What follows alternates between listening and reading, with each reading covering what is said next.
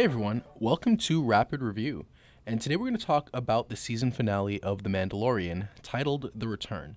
So I was on vacation last week and was unable to record a review of episode 7, so I just wanted to share some super rapid thoughts on the episode, which I thought was very strong. And finally, things started to kick into high gear, which I've been disappointed with all season. I genuinely laughed at Grogu's IG-12 armor, and I thought the use of its limited speech capabilities was great and hilarious at times.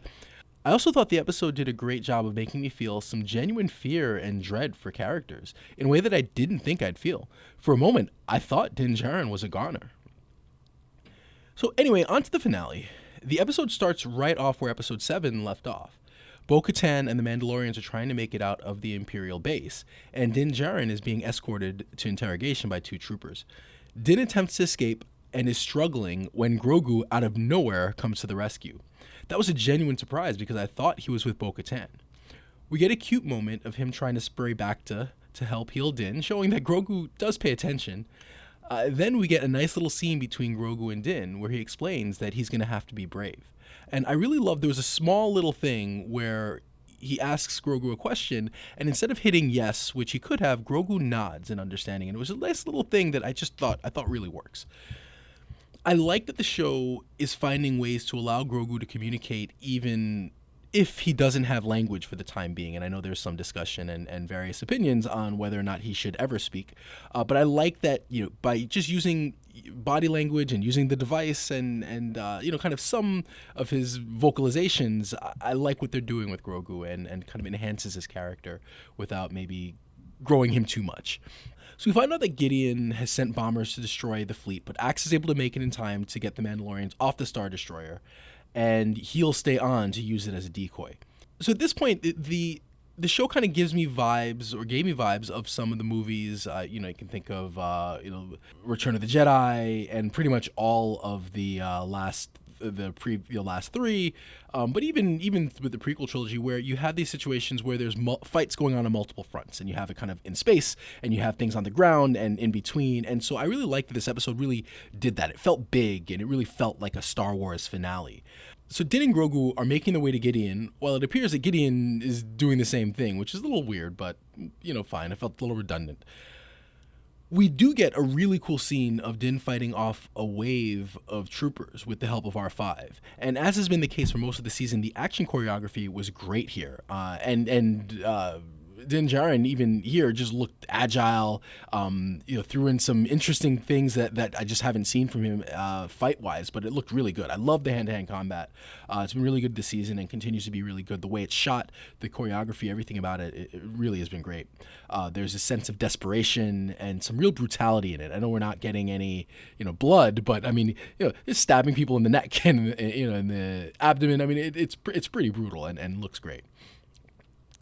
We then get a cute scene of R5 being attacked by a bunch of mouse droids before realizing that he can simply fly away, which is, again, cute scene, and I think the show does a good job of balancing the cuteness with the intensity, especially in this episode. So on the way to Gideon, Din and Grogu find their way to a room with a bunch of Gideon clones, and we finally see what Gideon's been up to. Helped by his own villainous monologue, we find out that he's trying to create clones of himself that are Force sensitive, but Din was able to destroy them.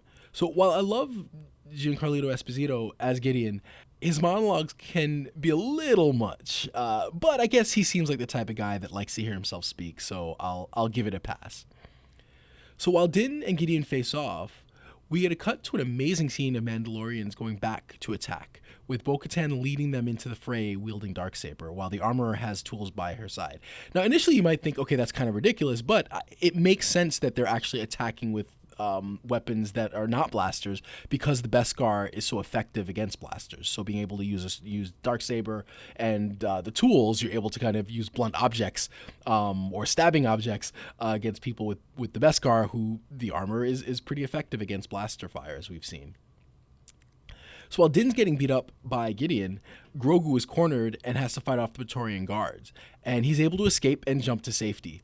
Eventually, Bo-Katan relieves Din, and Din is able to go help Grogu as she fights Gideon. So Din and Grogu fight off the Praetorian Guards, and it was great to watch. I loved watching Grogu use the Force, kind of force pushing them, force pushing the weapons away, and they really worked well as a team. I like that Grogu was kind of using the Force more defensively. He wasn't on the attack. And I like that they didn't just have Grogu suddenly beat the crap out of everyone, or like the doors close and then 5 minutes later they open and the guards are all down. He's still learning. And so I like that they worked as a team here and not just Grogu, magically being able to do it. And I think, again, this shows growth in his character and how they're portraying him on the show. I think it's been a little inconsistent this season, but in this season we've seen him save Din Djarin several times, and in this situation again they're working as a team. It's not just him hiding in the background.